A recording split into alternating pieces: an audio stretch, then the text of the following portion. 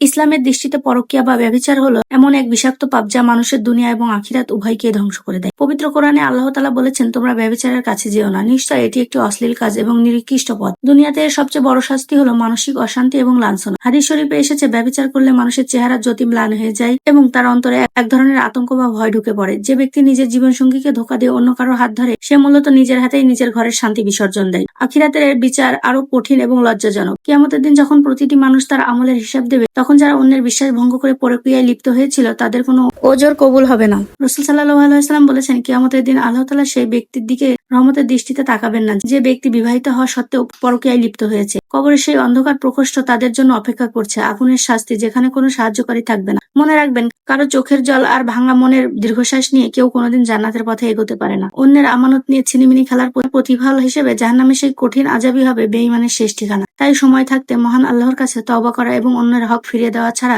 আর কোনো মুক্তির পথ নেই।